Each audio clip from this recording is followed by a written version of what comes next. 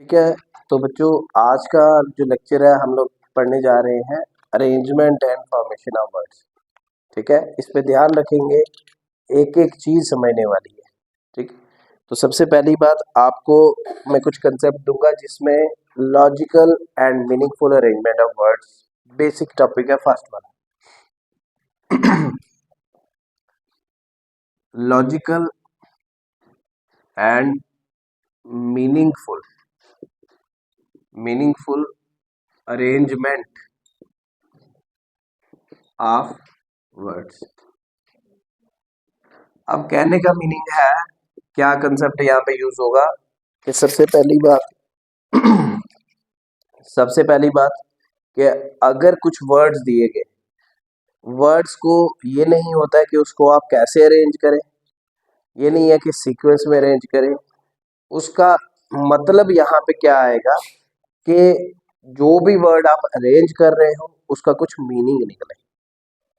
ठीक है, समझे?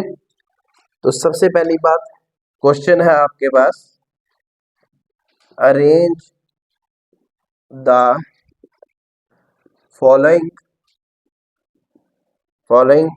Words in a meaningful order.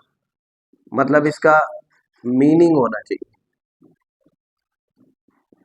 Option दे रहा हूं, देखो। सबसे पहली बात रीडिंग है, बी पार्ट आपके पास आता है कंपोजिंग, सी पार्ट होता है राइटिंग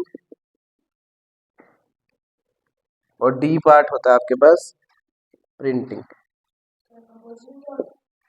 कंपोजिंग होता है लाइक आप लिखने के बाद, लाइक ये भी हम बोल सकते हैं कि लिखने से पहले जो चीज आप जस्ट इमेजिन करें कि हाँ यार ये ऐसे होगा, मतलब जिसका हम लोग बताएं, गाइड करेंगे, हाँ ये ऐसे चलेगा। ठीक है। अब सबसे पहली बात, राइटिंग करते हो किसी चीज को, ठीक है ना? जब भी राइट करते हो, राइट करने के बाद आपको सीक्वेंस पता लगेगा, हाँ कहानी कैसे चल रही है। ठीक है, अच्छा अच्छा जी, राइट किया, राइट कैसे कैसे चलेगी, इसके बाद कंपोजिंग होगी, कंपोजिंग करने के बाद आपका क्या आएगा यहाँ पे, नहीं प्रिंट होगा तो रीड करोगे आप। ठीक है, जैसे यहाँ पे लिखा हुआ है प्रिंटिंग देन रीडिंग। मतलब कहने का क्या है कि पहले आप लोग राइट करते हो चीज को, फिर उसके बाद आप कंपोज करते हो।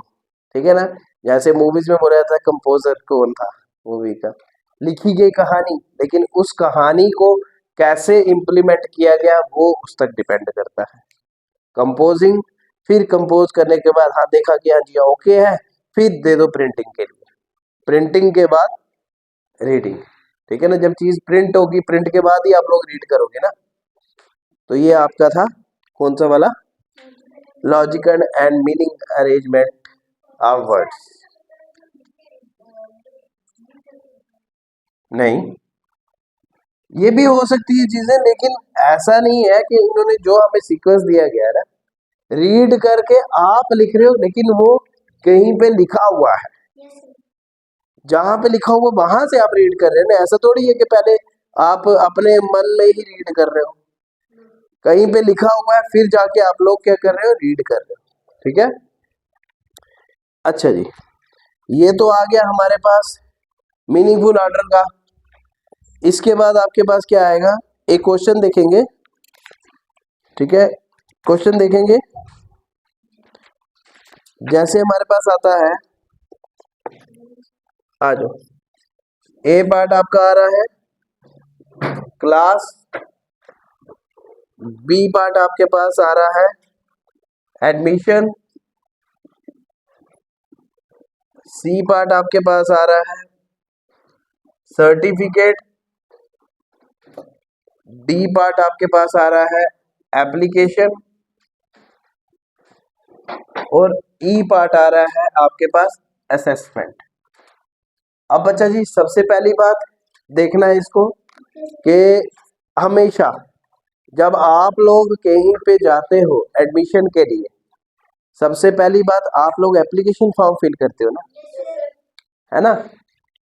एप्लीकेशन फॉर्म, अब यहाँ पे समझना कि कौन सा क्वेश्चन चल रहा है, logical and meaningful arrangement of words. मतलब लॉजिक लगाना है, लेकिन लॉजिक लगाने के बाद इस चीज का मतलब भी निकलना चाहिए, ठीक है। वैसे यहां देखो, ठीक है जी। सबसे पहली बात, कहीं पे किसी स्कूल में जाते हो, स्कूल में जाने मतलब ये थोड़ी है डायरेक्ट जाते ही आपको क्लास में बिठा देंगे, है ना। जाते ही आपको क्लास में नहीं बिठाएंगे। सबसे पहली बात होगी कि आप लोग एप्लीकेशन लगाएंगे। जब एप्लीकेशन लगाओगे, एप्लीकेशन लगाने के बाद उसके साथ सर्टिफिकेट्स जो आपके डॉक्यूमेंट होंगे वो अटैच करोगे, है ना। उसके बाद डॉक्यूमेंट अटैच किए तो आपने एडमिशन की, है ना। फिर आप क्लास में जाओगे, क्लास में जाके पढ़ लिया, पढ़ने के बाद आपके टेस्ट होंगे। समझ आया।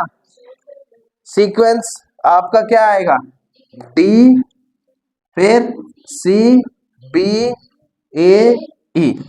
This is the sequence and ये क्या है आपका मीनिंगफुल अरेंजमेंट ऑफ वर्ड्स, ठीक है।